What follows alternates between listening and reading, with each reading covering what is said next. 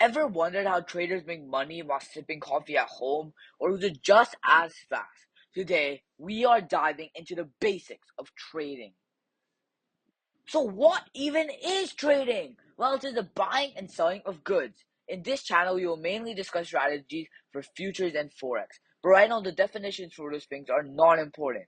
Today, we will be discussing basic terminology to keep in mind. Anyways, let's hop right in. So what are candlesticks? So candles tell us the story of price. Think of them as a diary of the market.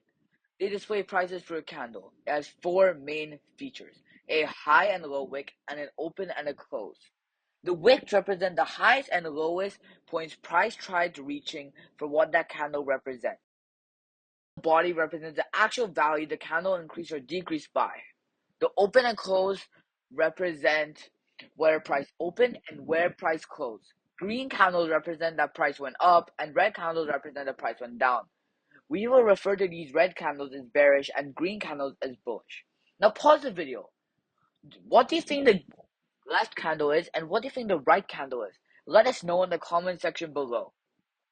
Think of the green candle as an escalator with price slowly going up, and the bearish candle as the escalator that's going down.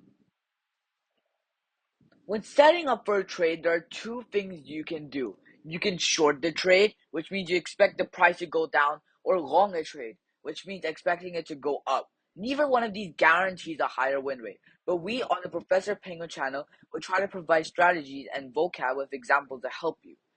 These can lead to shorts or longs depending on the analysis.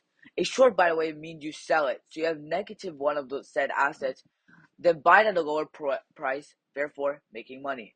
For longs, it means you buy it, so you have plus one of that asset, and sell it at a higher price, making your profit. Think of this as just riding the move up or down. Now that you know what candlesticks are, let's talk about what happens before you even place a trade. Your setup. When finally setting up for a trade, you will need to take profit, and you will need a stop loss.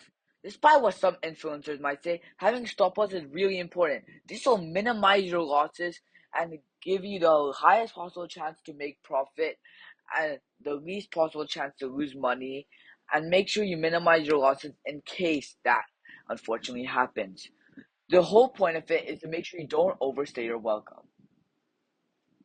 The same goes for shorts, except your stop loss is above the price you enter, as price will have to go up to hit your stop loss, which means you buy it back. Since remember, a short means that you have negative one of the asset. When it hits your stop loss, you're rebuying the asset at a higher price, therefore you lose money. But still, the whole point of a stop loss is to make sure you do not lose as much money as you could if said price went even higher. In the case of a short, and in the case of a long, price going lower. In trading, you have three styles. You have scalping, which is you can compare to being as fast as possible to enter and leave a trade, and you can do this multiple times a day for tiny amounts of money. You have day trading, because here you want to hold for a longer amount of time, but you do not want to hold overnight. Swing trading.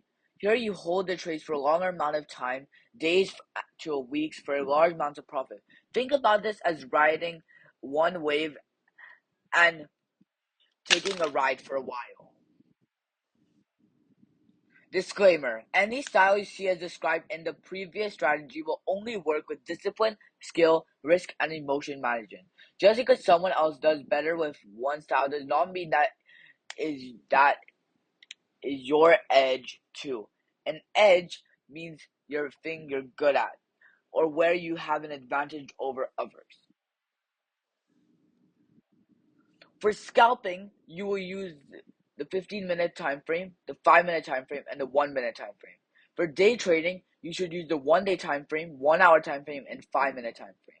For swing trading, you should use the 1 week/1 month time frame, 1 day/week time frame, and 1 hour/4 hour time frame. The top time frame is your higher time frame. The medium one, or the one in the middle, is your medium time frame, and the one at the bottom is your lower time frame. Why do some styles have the same corresponding time frames? The higher time frame is used to identify the overall market trend, to assume if it's bullish or bearish. The medium time frame is used for analysis, and the lower time frame is simply used to enter our trade.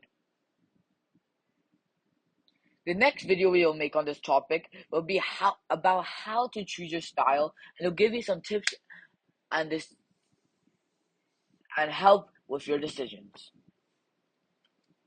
But until next time, thank you. And any questions, please go in the comments. And thank you very much for tuning into this video.